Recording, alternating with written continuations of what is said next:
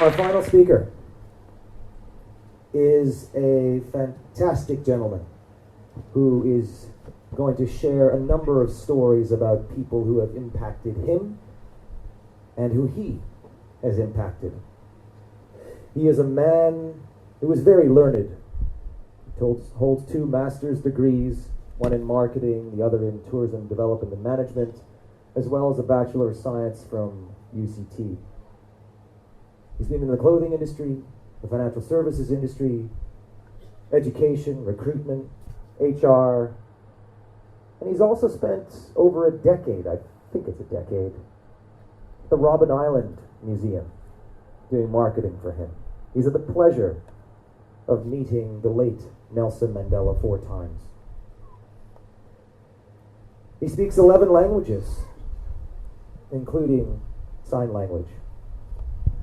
And he founded a company in 2005 while he was a full-time employee.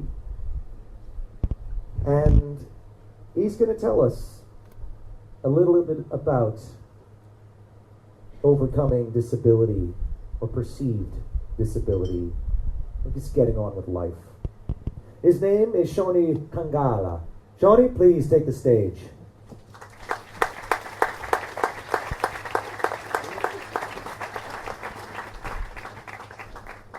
I want to share with you how 5 people, each of whom had some disability or another, inspired my life. If I could change your perception of how you select your role models, I would have achieved my objectives tonight. There were times at the age of 7 where a sign like this would represent some form of hope. Hope that for as long as I'm going to school, life will be better one day. That was the time when I met a young boy called Daniel, who was physically challenged, who was confined to his yard, not going to school. We became friends. I started getting worried that he also has the right to go to school. I made an intervention, and that was the beginning of his schooling. I got tired of just saying hello, hello, hello as I was going home and at school. We grew together, we bonded, we started going to high school together until varsity. And there were times when I was prepared to risk my life to save him. At some time, when the students were on strike at university, I remained behind in order to protect him. And at one point, a police tried to hit my head with an R1 rifle, and I had to protect my life and save myself like this. As you can see, I was a pretty strong and dangerous young boy. Dan himself was a boy without any limitations. He never showed any signs of inadequacy.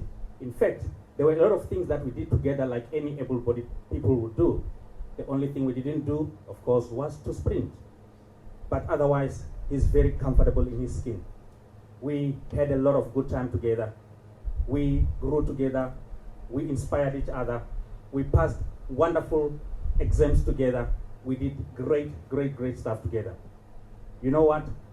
Today, Dan has got a PhD in mathematics, and he works for Statistics South Africa. And he accredits me as the person without whom he would not have gone to school, never mind having a job.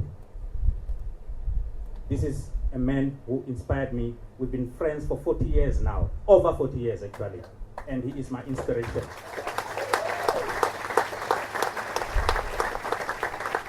A few years ago, here in Cape Town, I learned sign language. I was taught sign language by a lady called June Lindeque. June herself is deaf. She became deaf when she was a few months old.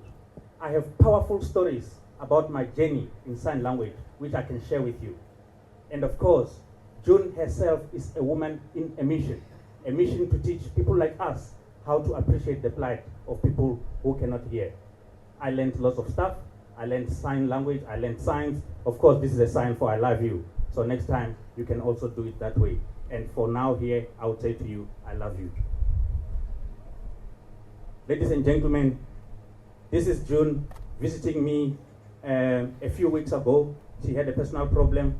She thought the best person she can speak to would be me. I had to sit down and coach her for about 2 hours. That was very inspiring. And it just shows that June is indeed still part of my life. And I think there's quite a lot of good things that we are going to do together. In 2014, I mentored a young boy called Ricardo. who has some learning and speech disabilities. At the time when I got involved in this mentorship, he was so dejected. He had just been abandoned by his own previous mentor. After a few sessions with me, he started blooming like a flower, and he started taking control of some of the coaching that I was doing with him. So he inspired me as a coach, and of course, I learned a lot from him. And I'm so happy that I've been able to cross paths with this young boy. At some point, I myself had to get coached, and that is where I met Glenn Douglas Haig. Glenn is an ILS coach, lead trainer, and master coach. He met a terrible accident. In fact, it's not even an accident, he was a victim of crime, where he was shot several times. He had to lose his leg. Imagine moving from being a model to saying where to from now with life. He is today inspiring people to change their lives, to redefine their lives, and you can see he's very comfortable in his skin today. He is indeed trying to conquer the world. And I am very honored that today I even have a joint venture with him where we do some of the coaching work together, because I myself am also a master coach as we speak. You can see he is full of tranquility, serenity, and divinity. And he is a man who is pleased in his own skin. Ladies and gentlemen, I also, this year, took under my wings a lady called Palesa Tsolo. She had cerebral palsy. She is disabled. She's got a BA in psychology, unemployed, but very ambitious. I am coaching her, helping her to meet her dreams. I am hoping that one day she too will say, I have conquered despite my adversity. These people, ladies and gentlemen, have touched my life, they've inspired my life, and I hope I have shown you that you do not have to select celebrities, rich people, smarter people for role models. You can also look at people who are less advantaged compared to who you are. You know, ladies and gentlemen, we are trying to create somebody who will one day look at herself and say, I thank myself for having decided to move on despite my physical challenges. And I look forward to assisting her in moving in this journey. You see, sometimes in life, we might feel that we are enshackled. We might feel that we have got these chains. But you know, these chains sometimes are more mental than physical. But you know what? Even if they were physical, you can actually take the physical chains and help yourself to break free.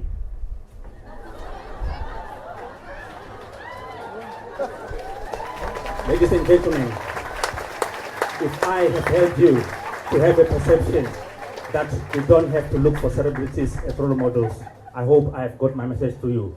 At the end of the day, the final inability or disability in life is the inability to see ability in others. I am Shoni Khangala. I am intertwined with disability. I thank you.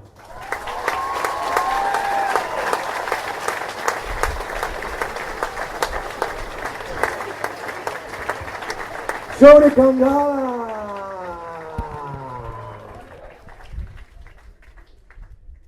Fantastic.